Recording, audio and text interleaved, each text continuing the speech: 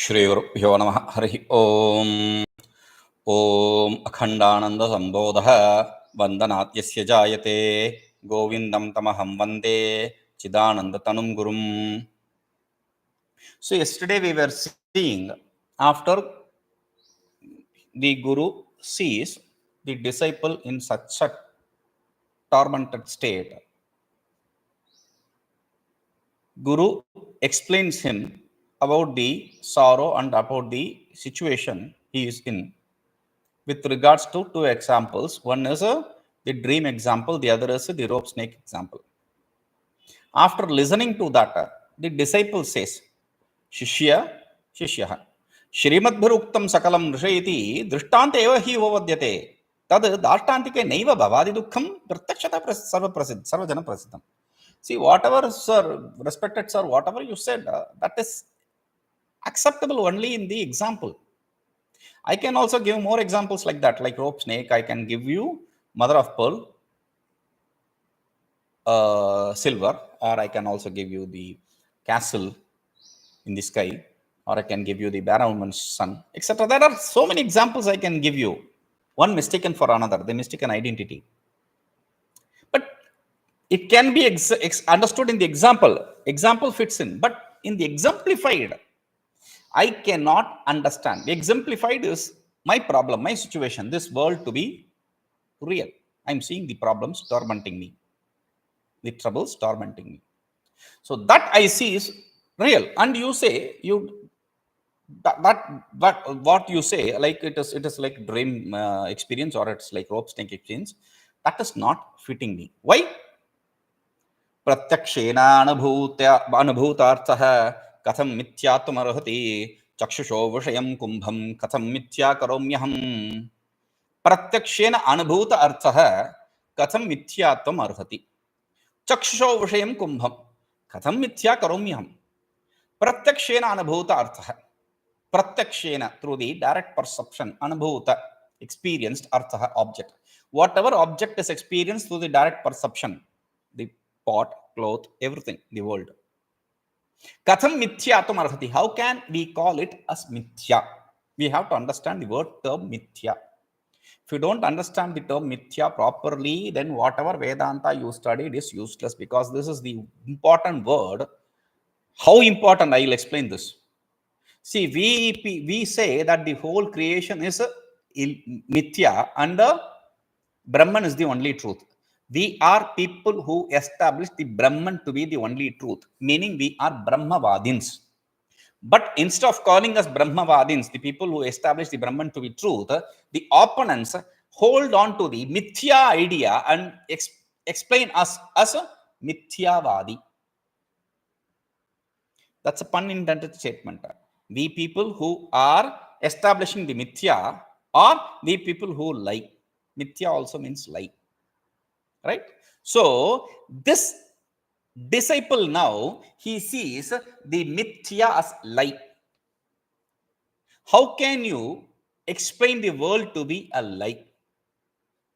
A non-reality. So pratyaksha, because I'm seeing it through my direct perception, my eyes. How can I say that it's not real? Cakṣuṣo viṣayaṃ kumbhaṃ kathaṃ mithyā karomyaham. I'll explain it with example. Cakṣuṣo viṣayaṃ kumbhaṃ. For the eye, the pot is an object. I see the object pot through my eyes. How can I say it to be mithya? What you see does not really exist. How can I say that? That the pot does not really exist. The pot is a lie. Pot is a non-existent thing. How can I say that? And you are saying me, how can I see it to be that mithya? Because this mithya word, I said, is not just important because these opponents are calling us mithyavadi, the pundit statement.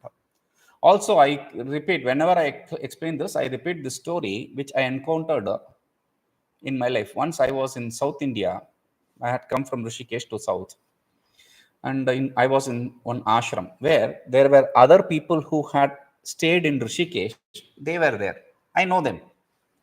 And these Mahatmas, these people, these fellows, they have rumor spreads fast, right? And the moment I entered, or even before I entered the ashram, everyone knows who is coming. Everyone is talking how you study Brihat Prasthana and all this, that, blah, blah, blah, blah, blah, blah, all that. Okay. Now, one evening, the first evening or the second evening, I don't remember, I was going for a walk in the evening, right? And one man, one young boy, he was from Bangalore. He came, he was studying there. So he came to me and he asked, "Can I join you? I'm not going to work for him. He's going to work for himself. And the road does not belong to me. Okay, it's not my father's property."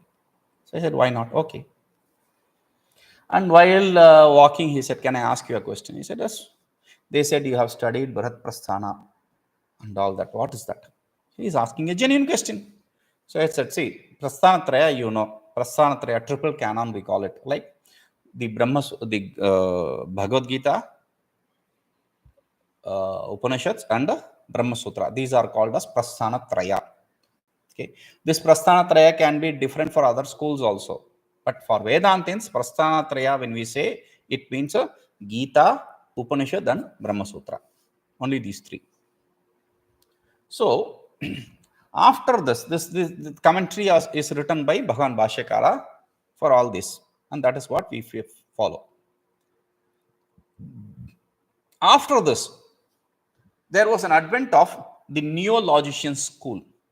The logicians who started using the logic as a language. See, logic was never a language. These fellows have developed a beautiful way of establishing language of logic. Like the Western logic uses the formulas and all that. Similarly, the Indian logic uses some words particularly to establish things very clearly. If you use those words, you are not, it's not formula. It's you. If you are going to use these words, you are going to establish whatever you want to establish. Exactly, precisely.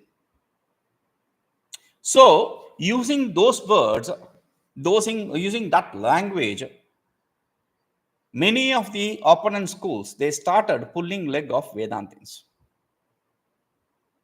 They started establishing the whatever is written in Bhashya is not right through this language.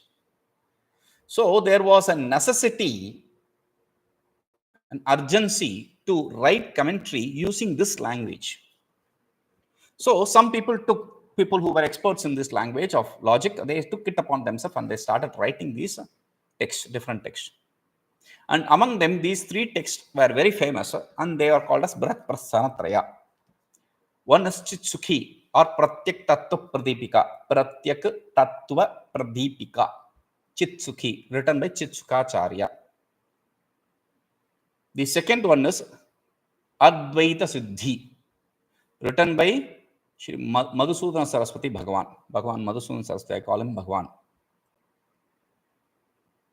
And the third one is Khandana Khanda Khadya. Khandana Khanda Khadya, written by Shri Harsha. Okay. So they use extensively the language of logic. If you don't know language of logic, you cannot follow anything in that text. That kind of beautiful text they are. Anyway, so since though Bhagavan Bhashyakara has written very beautifully, everything is very clear, but still for my little brain, I need to study all that. So it's okay like that. I was trying to make the things very soft. This fellow didn't understand my humbleness. So he said, "Okay, what is the necessity? See, Shankara has written so clearly everything in the Bhashya itself. So what is the point? Do you understand?" First he said, "Shankara." I already told you I am an idiot. So forget it. You are smart. You don't have to. I was not that smart, so I had to read that. What is the point in writing all these texts if these Shankara has made it so clear? Now again, Shankara. Again. First time, okay. Second time. And It's not just like Shankara, Bhagavan Bhashyakara is his servant made. He is servant or servant made. Like that, he is using his name. A. B. All the great authors whom I have great esteem for, they were also pulled down along with their text. I said, okay, let me teach this fellow. I said, see, I told you, you are smart. I'm not that smart. For you, even that those bhashyas, those commentaries are not necessary. Simple statement, one and a half line statement, which Bhagavan Bhashyakara said, Brahma Satyam Jagat Mithya Jiva Brahma Eko Naaparaha, that itself is good enough. Yeah, true. So beautiful a statement. I said, okay, what does that mean?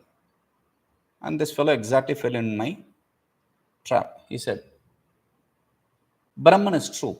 Brahma Satyam. Brahman is true. Jagat Mithya. Jagat is false. Jiva Brahma Eko Naaparaha. Jiva and Brahman are one, not different. I said, see, let us go slowly. If I don't understand Brahman as truth, I cannot equate the Jiva as Brahman. Okay. So if I don't understand the first part of the statement, I cannot understand the third part of the statement. Let us keep it aside.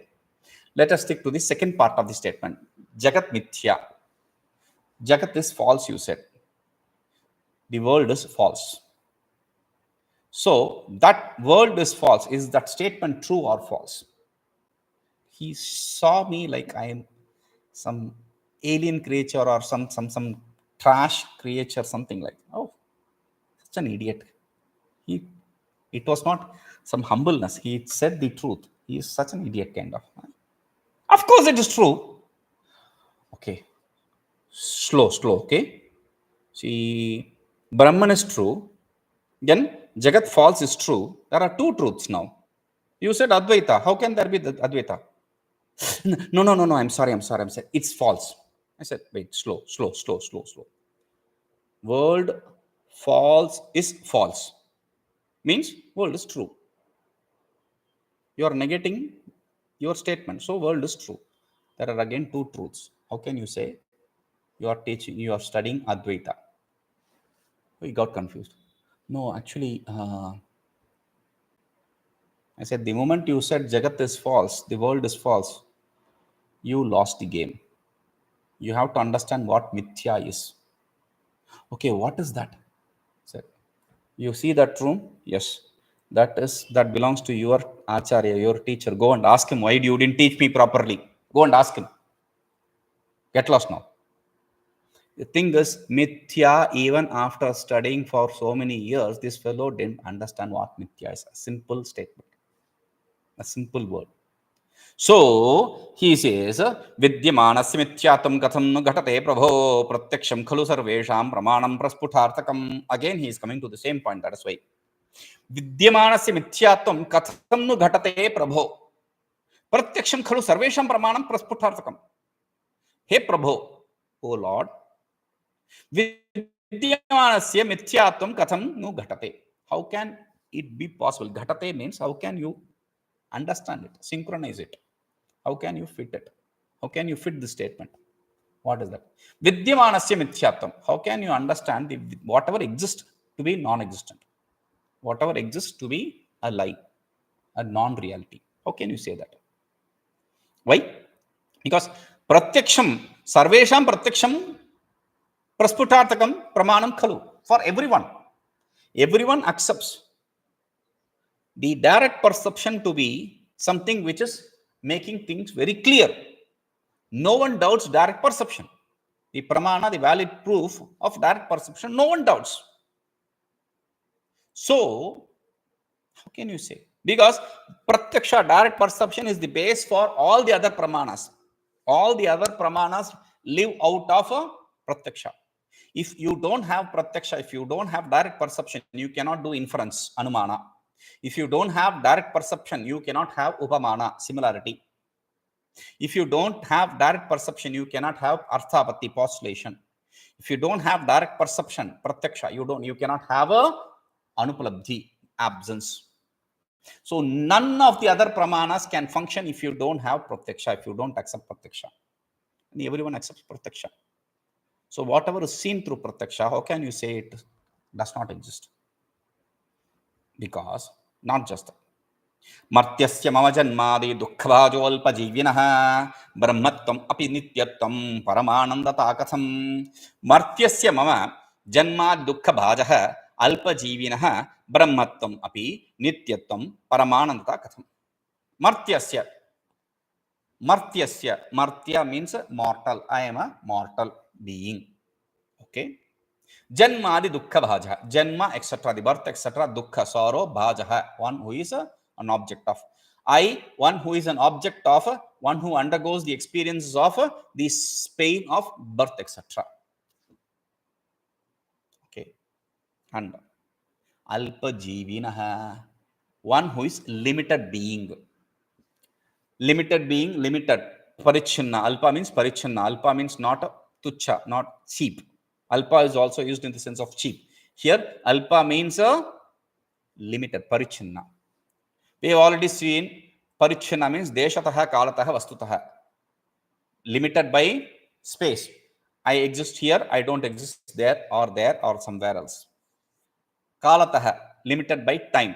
I exist in this point of time, not before 50 years, not after 50 years. Okay. And vastutah, I exist, I'm not you, you are not me. I am not this table, table is not me. So I am limited by objects also, causation also. So limitations by time, space and causation is existent everywhere. So I am limited by time, space, causation. And I am one who is an object of sorrow, etc. And I am martya, mortal. How can you call me, mama, this kind of me, as a brahmatvam? How can you establish me as brahmatva? Brahmatva means one who is of the nature of Brahman. Brahman is brahatvat Brahman. One which is brahat means that which is absolute, that which is huge, big. That is Brahman. So how can you call me that something which is huge? Nityatvaṃ. How can you call me eternal? Nitya means eternal. Okay. Paramāṇaṃ. Paramānanda means absolute bliss. How can you call me as absolute bliss? See, I am martya, I am mortal, I am object of sorrow, etc. I am limited being. And you are calling me, synchronize this with the answer. And you are saying, I am nitya, I am Brahma, and I am Paramananda. Do you understand? Now let me explain. Martya means mortal. Nitya means trikalabadhyutam. Nityam satyam. Nitya means satya. Means both nitya, eternal, and satya, truth. They have the same definition. Trikalabadhyutam, that which is not negated in all three periods of time, is eternal or truth. So I am. How can you call me one who is mortal to be eternal? Satya. How can you call me alpajīvinaḥ, one who is limited by time, space, causation, as a brahmatva? Brahman, brahatvat Brahman. Brahman means knowledge, jnāna. How can you call me one who is an object of the pain of birth, etc., as a absolute bliss, ananda, satchidananda? How can you explain me as satchidananda, whereas I am limited, I am limited, I am tormented by pain, I am limited, I am mortal, I am limited, and I am tormented by pain. How can you call me Satchid Ananda, Satyam Jnanam Anantam? Now, after establishing this, he is coming to the main question. These are the similar kind of questions what is posed in Veka Chodamani, etc., other text also. So he is asking the main question in next three shlokas. First shloka.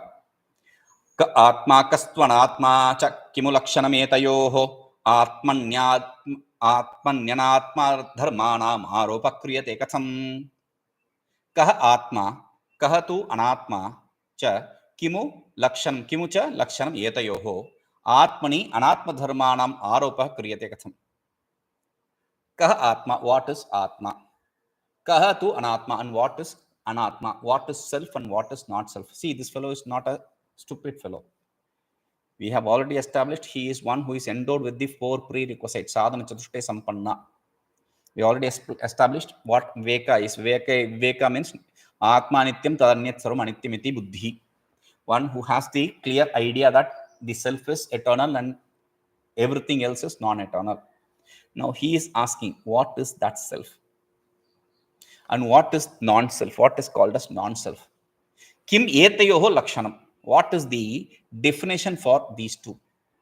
So you can understand it to be three questions. What is Atma and what is Anatma and what is the definition? But we are understanding it as two questions.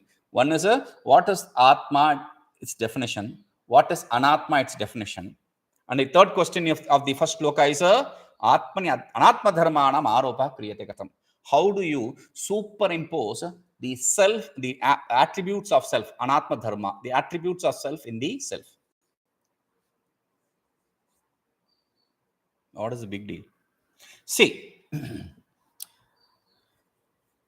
for the superimposition to take place, like I superimpose rope on snake, the size of the snake, the length of the snake is the length of the rope. The length of the thickness of the snake is the thickness of the rope. The color of the snake is similar to the color of the rope. I cannot change any of this. I cannot superimpose a bigger snake, thicker snake, or a different colored snake on that rope. It is impossible. So, for any superimposition to take place, there should be similarities. Whereas there is none, there is no similarity, nada between these two, self and non-self. That is why I want to understand the definition what is self and what is non-self. The definition of what is self and the definition of what is non-self. Because how can you superimpose something which is dissimilar, eternally, absolutely? These are three questions of the first shloka. What is self definition, what is non-self definition, and how do you superimpose? Okay. Second shloka. Kim ajñānaṃ tadutpannabhayatyāgo'pi katham. Kimajñānaṃ tadutpanna sukhaprāptischa katham. He is asking four questions here. Kimu ajñānaṃ tadutpannabhayatyāgo'pi katham. Kimajñānaṃ tadutpanna sukhaprāptischa katham. Kim ajñānaṃ, what is ignorance? Okay. Tad utpanna, that is first question. Tad utpanna bhayatyāgo'pi katham. Katham tad utpanna bhayatyāgo'pi. How do I get rid of the fear, etc., which is caused by ignorance? That is second question. Like I superimpose the snake. Because of the superimposition, I get the fear. I get the fear. I tremble. I run away from that place. All that take place. So what is ignorance and how do I get rid of this effect of ignorance? Bhaya, etc. is effect of ignorance. Okay. Kimajñānaṃ. Third question is in the second shloka. What is knowledge? Fourth question. Tad utpanna sukhaprāptischa katham. How do I gain the bliss, which is the effect of knowledge? So first, in the first shloka, he asked what is self, what is non-self, what is the definition for self and what is the definition for non-self, and how do we superimpose? Okay. Then what is ignorance? How do I get rid of the fear, etc.? The product of ignorance. What is knowledge? How do I gain the bliss, which is the product of knowledge? So these are the 7 questions he is asking. Sarveṣāṃ yatha purvam karamalakavat sputam pratipadaya me swamin Sri Guru karunanidhe. So if you want to ask someone something, you have to. There are 2 reasons for that. If you want to ask someone something, you have to please him, praise him, extol him. Oh, you are such a great person. You are so and so and all that. Then can you just do that? Or if you know that this is the person, one who can get you that, then whatever you say is not a false. So it is not a false praise. It is the truth. So he says, Swamin, O Lord, you are my Lord. Shri Guru, O Guru. Karunanidhe, one who is the repository of compassion, karuna. Etat sarvam, all this, these 7 questions I have asked. Yathapuram, as you explained earlier, you explained it in simple terms very beautifully with 2 examples. One is the dream and other is the rope snake, and you explained that with the examples also. Similarly, you explained to me. Yathapuram, as you explained earlier. Kara amalakavat. Kara amalakavat. Amalaka means gooseberry. Okay. Kara, hand. If you place a gooseberry or a berry, any kind of berry in your hand, you don't have to have any other pramana. It's very clear. Or kara amalakavat can be broken as kara amalakavat. Kara amalakavat or kara amalakavat. Amala means water. Like water in your hand. You don't need any other proof for that. Oh, it's water. Simple.